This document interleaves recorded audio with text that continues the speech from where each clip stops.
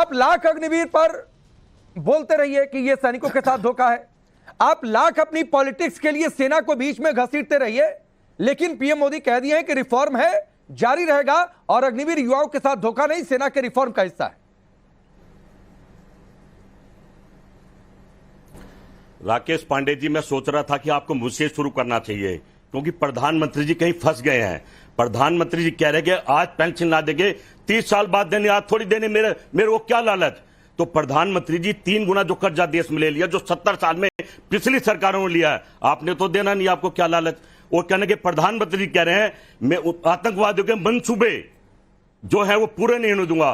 भाई वो तो हर बार कह रहे हैं, 10 साल से कह रहे हैं हम सुन रहे हैं, उनके मंसूबे तो रोज पूरे हो रहे हैं। हमारा जवान तो रोज कंधे पे आ रहा है, रोज कंधे पे आ रहा है, हर आदमी परेशान है। कैसे डरा, और कह रहे बॉर्डर से बोल रहा हूं। अरे भाई आप घर से भी बोल लो, वो कौन सा आपसे डर रहे हैं, जब उनको पता है कि आप बिरयानी खाने बिना पूछे उतर गए थे, बिना उसके उतर गए थे पाकिस्तान में, तो उनका डर खत्म होगा। प्रधानमंत्री जी अब देश आपको सीरियस नहीं लेता, आप कुछ बोलिए। रही अग्निवीर की बात, अग्निवीर की किसी भी एक सच्चे फौजी से पूछ लीजिए, वो कह रहा है उसका बड़ा अफसर कह रहा है ये फौज को कमजोर कर दिया है। अग्निवीर के लोग 4 साल बाद मैं पूछ लूंगा, और यहाँ पर सिबाज जी मौजूद हैं, उन्हीं से पूछ लूंगा। और मैं मानता हूं कि आप उन्हें सच्चा फौजी ही मानते होंगे। एक सेकंड मैं पूछ लूंगा, लेकिन चूंकि आप राकेश, चलिए बोलिए, राकेश पंडित जी, 1 मिनट बोलिए। राकेश एक मिनट। जब अग्निवीर का जो फौजी 4 साल बाद रिटायर हो जाएगा, बेरोजगार हो जाएगा, उसको रसिया उठा लेगा, पाकिस्तान उठा लेगा, अमेरिका उठा, उसको सारे राज पता होंगे, अरे चला जाएगा। तो हमारी इतना बरगलाइए नहीं। हरियाणा सरकार ने, यूपी की सरकार ने अब से थोड़ी देर पहले ऐलान कर दिया है, उत्तराखंड में ऐलान हो चुका है सर, सीआईए से बीएसएफ ने ऐलान कर दिया है आरक्षण का। सर या तो आप धरातल पर सच्चाई को स्वीकार करिए, और नहीं स्वीकार करते हैं तो राष्ट्रवाद में मैं स्वीकार करवा देता हूं आपको। अब सुनिए सर, सुनिए, आप कह रहे हैं कि सैनिकों को कौन कितनी गंभीरता से ले रहा है। मैं 3-4 बातें कोट करता हूं, गलत होगा कहिएगा, आगे मैं शिवाजी का रुक कर जाऊंगा। फरवरी 2019 पुलवामा के शहीदों को श्रद्धांजलि दी जा रही थी, राहुल गांधी मोबाइल में व्यस्त थे, तो ये क्या था, इस पर भी बोलिएगा। दिसंबर 2022 आज तक उनकी इंक्वायरी, चीन हमारे जवानों की पिटाई कर, तो बोलिए ना कि मोबाइल नहीं था, कुछ और था, एआई का वीडियो था, क्यों नहीं आप लोगों ने आज तक खारिज कर दिया। चीन हमारे जवानों की पिटाई कर देता है, ये राहुल गांधी का स्टेटमेंट है। अग्निवीरों को सरकार जूते मारकर निकाल देगी, ये राहुल गांधी ने कहा है। कह दीजिए कि नहीं कहा है। यूपी, उत्तराखंड, हरियाणा सरकार, सीआईए से बीएसएफ सबने ऐलान कर दिया आरक्षण का। आप कह रहे हैं कि जूते मारकर निकाल दिया जाएगा। ये भाषा आप एक सैनिक के लिए इस्तेमाल करते हैं। और सुनिए सर, एक चीज और, सर्जिकल एयर स्ट्राइक इस देश ने देखा, सेना ने डिक्लेयर किया। नहीं सर, मैं अच्छा हूं बुरा हूं, आपसे सर्टिफिकेट नहीं चाहिए सर, आपसे सर्टिफिकेट नहीं चाहिए। कई कांग्रेसी नेताओं ने कहेंगे, नाम गिनवा दूंगा, सर्जिकल एयर स्ट्राइक के सबूत मांगने वाले बयान दिए। अब बोलिए। राकेश पांडे जी, आपने अच्छा क्या पुलवामा का नाम ले दिया। उस माँ बहन बेटी से पूछो जिसका बेटा जिंदा जला दिया और आज तक जांच नहीं। क्या हमारी सेना इतना कमजोर थी कि आतंकवादी हमारे घर में घुस के मार देंगे? इस पर भी सवाल करना चाहिए आपको। क्या आप प्रधानमंत्री से पूछ सकते हैं? नहीं, इस पर मैं एक सवाल और कर देता हूं, सुनिए, जगदीश जी, इस पर एक सवाल और कर देता हूं। आपने पुलवामा की बात आगे बढ़ाना चाहते तो मैं बढ़ा ही देता हूं। राहुल गांधी ने पुलवामा को क्या कहा पता है? कार धमाका। पुलवामा आतंकी हमले को कार धमाका कहा राहुल गांधी ने। धमाका हुआ, सबने देखा।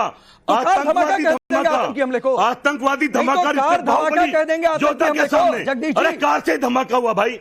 अरे भाई, कार से ही धमाका, कार से धमाका कर दिया, कमाल कर दिया। कार रुकी नहीं। अच्छा, और आगे बोल जाइए, आप अपनी जेब में एक चप्पू ले जाइए। हमारे जवान, जगदीश जी, मैं कुछ ज्यादा तैयारी करके आता हूं, आप शायद थोड़ा सा उसको अंदाजा नहीं लगाएंगे। मैं शाजिया 10 सेकंड और दे दीजिए। शाजिया 10 सेकंड और दे दीजिए। नहीं जी, सुनिए सर, सिर्फ जो है, अरे सर सुनिए ना जगदीश जी, तो तैयारी किया करिए सर।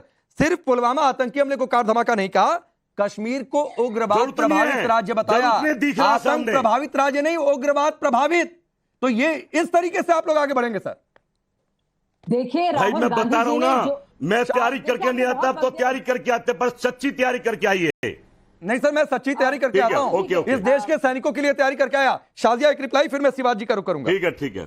देखिए, सबसे पहले तो मैं शुरुआत करने से पहले, कुछ भी बोलने से पहले अपने हमारे जितने भी शहीद और हमारे जवान हैं उनको नमन करती हूँ। और उसके बाद में कहना चाहूंगी, बहुत ही आज एक अहम दिन है और हमें जानना चाहिए कि कारगिल समीक्षा समिति की क्या रिपोर्ट रही थी और उसमें क्या कुछ कहा गया था। उसमें खास तौर से ये कहा गया था कि हमारे जितने भी जवान हैं उनको युवा और फिट रहना चाहिए। 17 साल की जो रंगीन सेवा है उसकी वर्तमान प्रथा के बजाय रंगीन सेवा को 7 से 10 साल की अवधि तक कम करना उचित होगा। उसके बाद उन अधिकारियों और पुरुषों को यहाँ सेवा के लिए मुक्त किया जाएगा।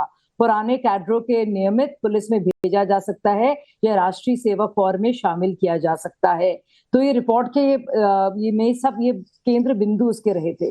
अब हमारे भाई साहब जगदीश जी जो कुछ कह रहे हैं, भाई साहब दुनिया ने देखा है और सुना है सबने।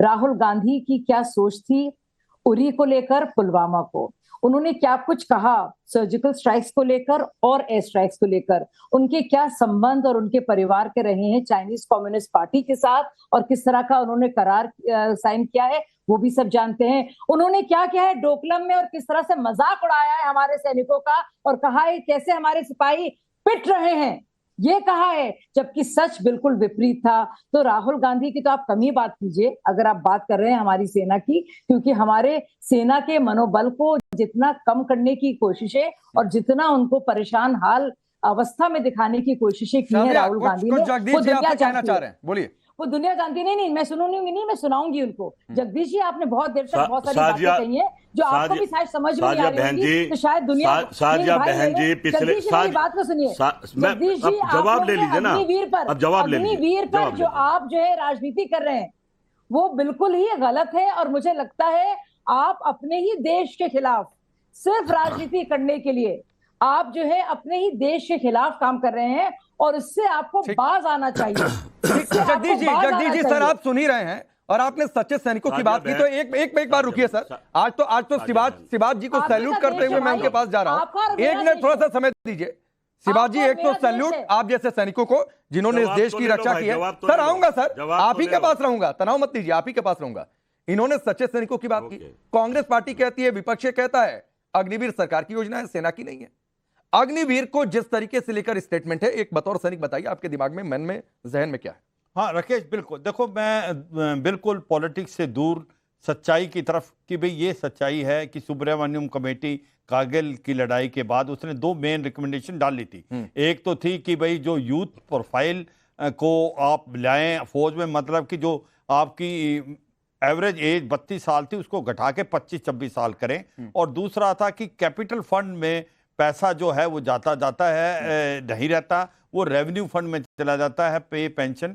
तो कहीं ना कहीं मॉडर्नाइजेशन में प्रॉब्लम है। ये गवर्नमेंट अग्नि पथ स्कीम लेके आई, एक अच्छी बात है कि इससे एज प्रोफाइल कम होगा, मगर मुझे लगता है कि 3-4 इसके अंदर रिकमेंडेशन हैं जो कि चेंज, और मुझे लग रहा है गवर्नमेंट इसको चेंज कर रही है कि पहला तो यह 25% कम है, इसको 50 से 60% किया जाए। और मुझे लगता है गवर्नमेंट ने कई बार ये इशारा किया कि इसकी तरफ हम देख रहे हैं। दूसरा जो मेन मुद्दा है कि जो सभी मानेंगे, और मुझे लगता है गवर्नमेंट उसकी तरफ ध्यान दे रही है, कि जब 4 साल में कोई अग्निवीर अगर शहीद हो जाता है लाइन ऑफ ड्यूटी पे एलओसी और एलएसी में, उसको भी एक आप रेगुलर सोल्जर की तरह मान के उसको एक फैमिली पेंशन वगैरह दें। देखो गोली पहचानती नहीं है कौन रेगुलर सोल्जर है कौन अग्निवीर है। ये भी ऐसा लगता है गवर्नमेंट ने बहुत बार बोला कि हम इसकी तरफ ध्यान देंगे, क्योंकि वो पायलट प्रोजेक्ट की तरह चल रहे हैं कि 3-4 साल में अगर हमने कुछ सीखा तो हम इसको इंप्लीमेंट करेंगे। तीसरा इंपॉर्टेंट चीज राकेश क्या है कि जो 7 साल है, जो 4 साल है वो थोड़े से कम है, बिकॉज 1-2 साल उसको ट्रेनिंग मिल जाते हैं और फिर उसके बाद वो चला जाएगा। ये भी गवर्नमेंट बड़े ओपन माइंड से सोच रहे। मैं ये कह रहा हूं राकेश, मेरा एक ही चीज है, मैं ये कहता हूं कि जो चाहे हमारी गवर्नमेंट एक पॉजिटिव माइंड से इस पॉलिसी को लेकर आई है, और जो ऑपोजिशन जो पॉइंट रेज कर रही है उसको भी आप कंस्ट्रक्टिव तौर पे ले लो, क्योंकि सच्चाई है कि भारत की फौज को कैसे लें शिवाजी में